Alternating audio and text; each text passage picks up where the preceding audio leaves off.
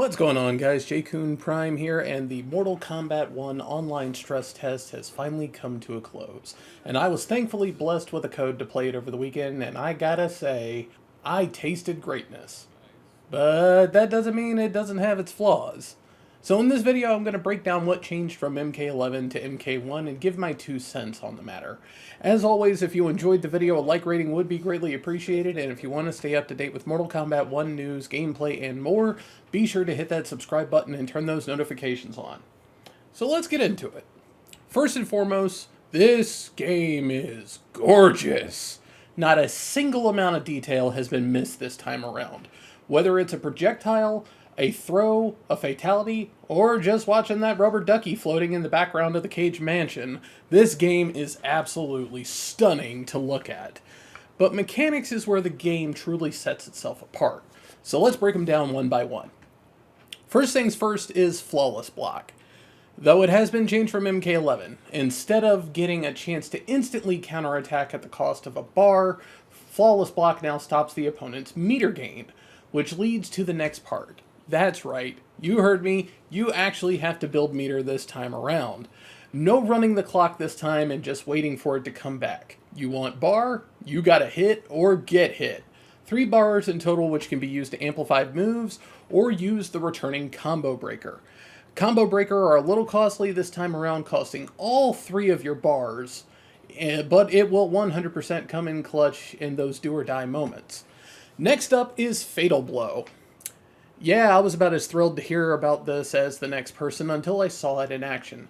Fatal Blow is not nearly as threatening as it used to be, being it now has a startup animation that is similar to the super animation from Injustice. It can be attacked out of since the armor for Fatal Blow does not start right away, and it can even be combo breakered if you have the meter for it, which basically means no more wildly throwing this thing out. If you want it to hit, you better confirm into it.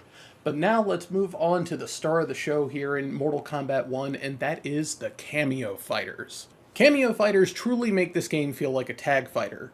Cameos all come with 3 different attacks, a forward throw, and a fatality. These moves will vary depending on who you use as your Cameo Fighter, and they can be used to extend combos in the corner, mid-screen, or they can even be used in order to make otherwise very unsafe options extremely safe. In the network test, we had access to Sonya, Kano, and Jax. Sonya having her Ring Blast, Square Wave Air Punch, and the Leg Scissors as her moves, Kano with the Kano Ball, the Eye Laser, and the Knives as his moves, and Jax with a close and far backbreaker that could only be used in the air, the Ground Pound, and the Wave Energy thing, which name escapes me at the moment. Kano was kind of the clear fan choice for most of the matchups that I saw over the weekend, while I personally went with Sonya for the setup and combo extension potential. Sadly, I didn't see a whole lot of Jax, although there were a couple videos on Twitter, and it really kind of seemed like Jax was only really utilized for corner combat, which I didn't do a ton of, admittedly, but then again, I also worked the entire weekend, so I only got to play at night, and I only got to play for a couple hours. Another mechanic that I forgot to mention is the new up block, where you can actually aim your block upwards if you anticipate that the opponent is going to attack from the sky. Successfully stopping an opponent with an up block instantly puts you at the advantage and allows you to attack the moment their feet touch the ground.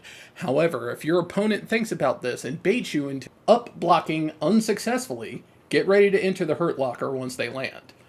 Overall, how this game feels to me feels like a combination right here. The movement of MK11, the options of MKX, and the combo freedom of MK9. Movement feels very slow and deliberate.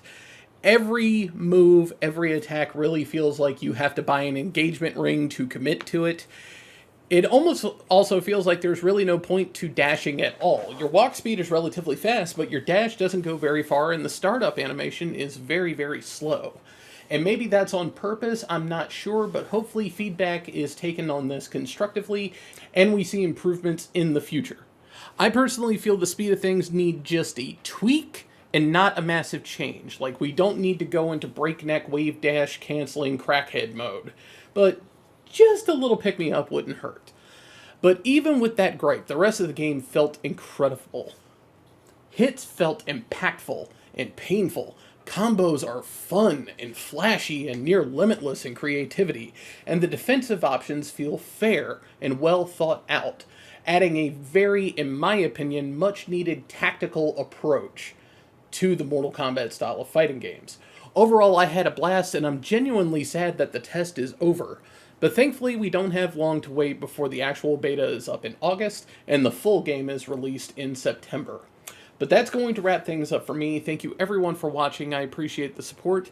And be sure to let me know what you think about Mortal Kombat 1 down in the comments below. I'll have more videos throughout the week from this past weekend, including sets with Saki Sakura TV and none other than the superhero guru himself, Caboose, who both graciously took time out of their day to come play with me.